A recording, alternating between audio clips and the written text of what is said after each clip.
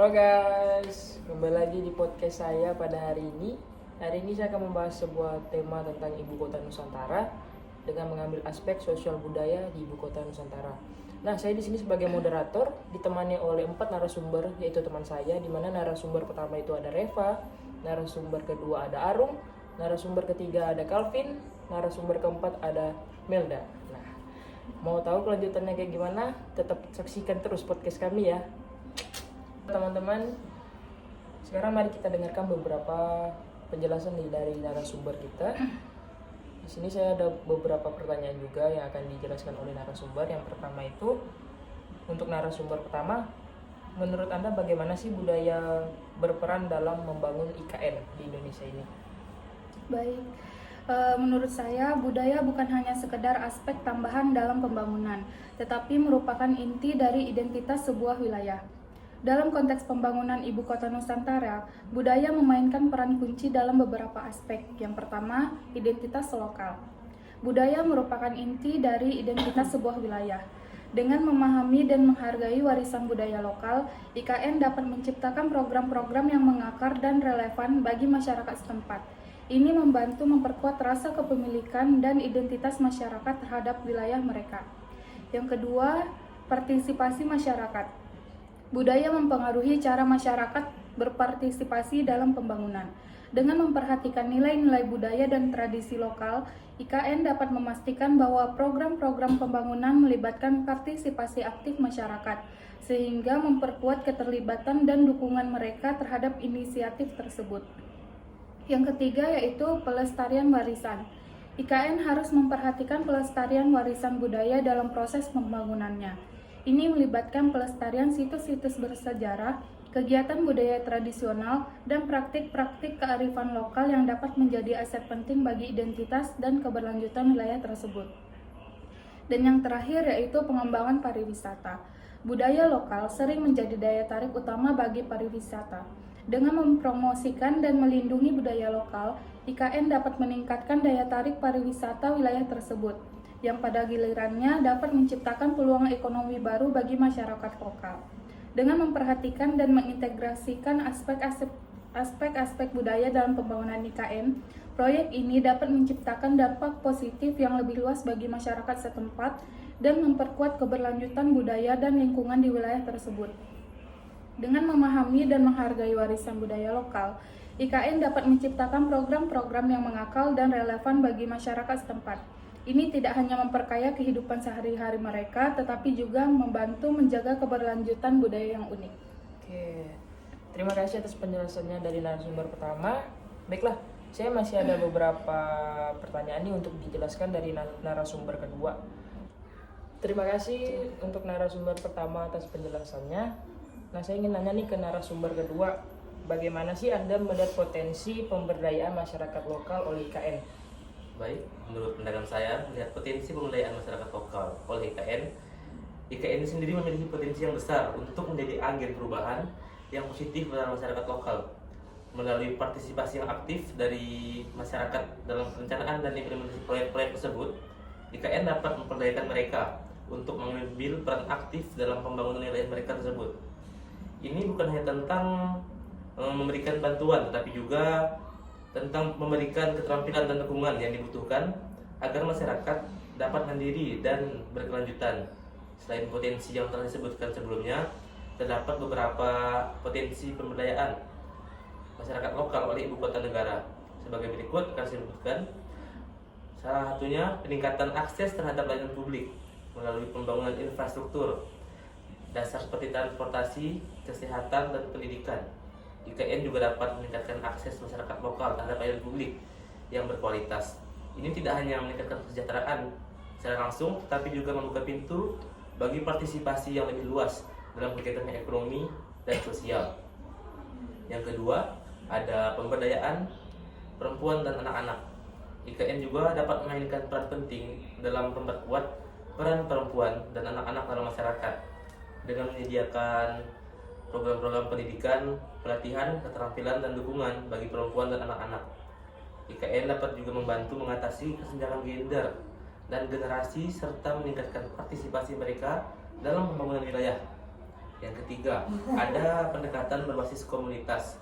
IKN juga dapat mengadopsi pendekatan berbasis komunitas dalam pembangunan, memungkinkan masyarakat lokal untuk mengidentifikasi dan menyelesaikan masalah mereka sendiri. Ini memperkuat rasa kepemilikan dan tanggung jawab masyarakat terhadap pembangunan wilayah mereka itu sendiri, serta menciptakan solusi yang berkelanjutan dan relevan. Kemudian yang terakhir, ada juga promosi inklusi sosial. IKN dapat menjadi platform untuk mempromosikan inklusi sosial rentan atau terpinggirkan seperti penyandang disabilitas, minoritas, etnis, dan komunitas miskin melalui kebijakan dan program inklusif. IKN dapat juga memastikan bahwa manfaat membangun dirasakan oleh semua lapisan masyarakat. Dengan memperhatikan aspek-aspek ini, IKN memiliki potensi yang sangat besar untuk menjadi agen perubahan yang positif dalam memperkuat masyarakat lokal secara holistik, kemudian juga memungkinkan mereka untuk mengambil peran aktif dalam pembangunan wilayah mereka sendiri dan mencapai kemandirian yang berkelanjutan. Sekian dari pandangan saya. Oke, baik. Terima kasih untuk moderator kedua. Penjelasan Anda sangat menarik. Nah, kemudian saya ingin nanya nih untuk narasumber ketiga. Apa sih pandangan Anda tentang peluang ekonomi yang dihadirkan di IKN? Kalau menurut pandangan saya, sebagaimana yang disebutkan teman-teman saya tadi mengenai peluang ekonomi yang dihadirkan oleh IKN ini, dengan adanya IKN dapat membuka peluang bagi pengusaha lokal untuk berkembang dan bersaing dalam skala yang lebih besar. Dengan adanya investasi dalam infrastruktur dan pelatihan keterampilan, pengusaha dapat meningkatkan produksi dan akses pasar sehingga menciptakan lapangan kerja dan pertumbuhan ekonomi yang signifikan. Ini bukan hanya sekedar tentang kesempatan bisnis, tetapi juga memperkuat kemandirian ekonomi masyarakat lokal. Dan selain itu, IKN juga membawa peluang ekonomi dalam hal peningkatan koneksivitas dan aksesibilitas. Dengan investasi dalam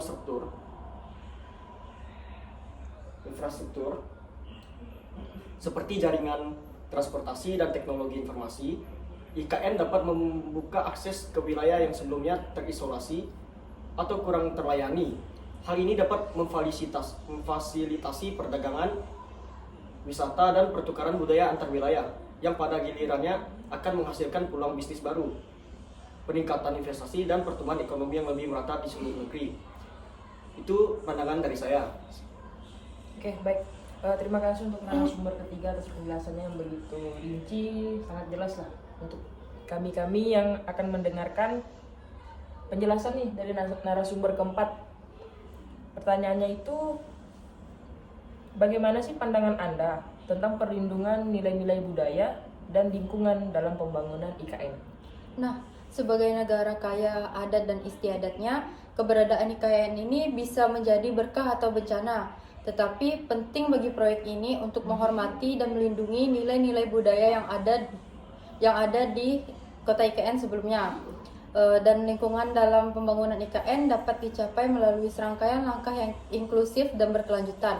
Yang pertama itu ada keterlibatan aktif komunitas adat dalam proses pengambilan keputusan penting, karena ini untuk memastikan bahwa kebutuhan dan aspirasi mereka diakui dan dihormati. Ini juga dapat dilakukan melalui konsultasi terbuka, partisipasi dalam pembuatan kebijakan, dan pemberdayaan lokal. Kemudian yang kedua, perencanaan yang memperhitungkan nilai-nilai budaya dan lingkungan harus menjadi prioritas. Ini bisa mencakup identifikasi dan perlindungan situs-situs bersejarah, penggunaan teknologi ramah lingkungan, serta pengembangan strategi pengelolaan sumber daya alam yang berkelanjutan. Kemudian ada yang ketiga, yaitu penerapan praktik pengelolaan lingkungan yang baik, penting untuk meminimalkan dampak negatif proyek ini. Ini termasuk pemantauan secara berkala terhadap dampak lingkungan, pengurangan limbah, dan penggunaan teknologi hijau.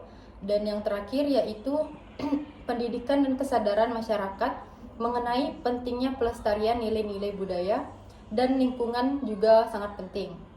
Ini dapat dilakukan melalui program pendidikan, kemudian pelatihan keterampilan, dan kampanye kesadaran lingkungan yang berfokus. Oke, baik. Terima kasih untuk narasumber keempat dan semua narasumber yang telah menjelaskan tentang tema hari ini yang kita bahas di podcast ini. Nah, Sudah jelas kan bahwa ibu kota Nusantara ini memiliki dampak yang luas, baik dari segi sosial, budaya, maupun ekonomi. Mari kita terus memantau perkembangan proyek ini dengan harapan bahwa IKN ini dapat menjadi contoh bagi pembangunan yang berkelanjutan dan inklusif. Melalui siniar ini juga, kita dapat menyaksikan bagaimana IKN tidak hanya menciptakan perubahan fisik, tetapi juga menciptakan perubahan yang mendalam dalam hal sosial dan budaya. Mari bersama-sama merayakan warisan budaya kita dan membangun masa depan yang lebih cerah melalui Ibu Kota Nusantara. Nah, terima kasih ya teman-teman telah menyaksikan, mendengarkan penjelasan dari podcast ini. Dan sampai jumpa di lain waktu. Bye-bye.